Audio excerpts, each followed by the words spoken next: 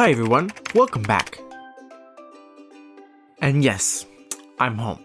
I had to catch up on some work in my office, and that's why I'm not with Anna and Sam. However, they're still in the Middle East. In fact, we're about to have a live video call to find out what they've discovered. Why don't you join us?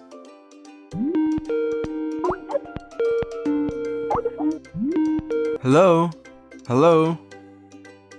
Hello, Anna. Can you hear me? Hello, David. Yes, I can hear you perfectly. Great, we're connected. Where are you today? You won't believe where we are right now, David. We're in Jordan. Yes, we are at Dar Allah. I'd like you to see an inscription that was discovered in 1967. It dates back to 800 years before Christ. I'm sure this will help you a lot with the investigation. That's great, Sam. Thank you very much. As I was saying, the inscription mentions Balaam, who used to be a prophet of God. You see, it says, the misfortunes of the book of Balaam, son of Beor. A divine seer was he. The gods came to him at night, and he beheld a vision in accordance with El's or Elohim's utterance. This inscription is very important because it proves that Balaam did exist.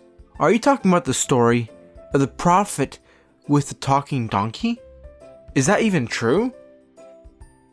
Oh, yes, it's true. It was God who spoke through the donkey. You can read about it in Numbers 22, verse 31. The angel of the Lord asked him the same questions the donkey asked. You see, Balak, king of Moab, sent for Balaam to curse the Israelite nation. The king sent messengers 2 times to offer him riches. Both times, Balaam asked God for permission to go. But since God didn't let him, he refused to go with the king's messengers. But really, he was more interested in receiving those gifts than in obeying God. Because when God finally did let him go, he grabbed his donkey and rushed out to catch up with the king's messengers who had left him behind. That's when the angel of the Lord appeared on the way to make sure that Balaam would only speak God's words.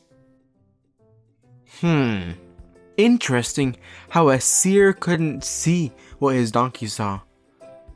That means that God can even use a donkey to talk to us when we're blind to greed. And how does the story of Balaam give us clues about the Messiah? Well, instead of cursing Israel, Balaam blessed them and declared a very special prophecy.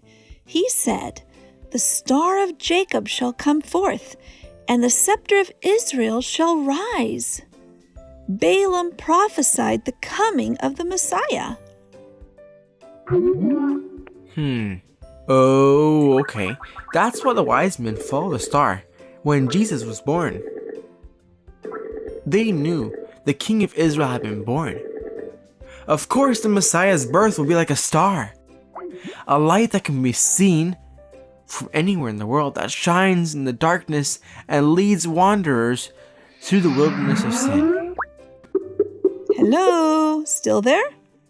Yes, I'm here. Well, we are traveling south, but the ground here is full of sand and stones. We're in the desert, and it makes me think about how the people of Israel wandered for 40 years and were beaten by fiery serpents. Sam, watch out for that snake. It could be poisonous. Oh, be careful out there.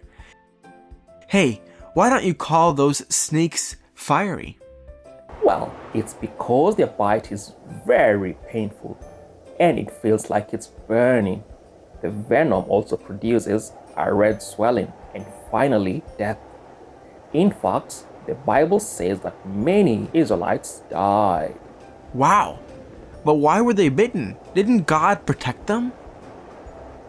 Yes, David. God protected them all those years in the desert.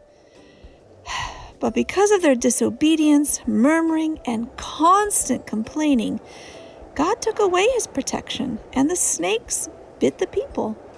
And what happened? What did they do to survive?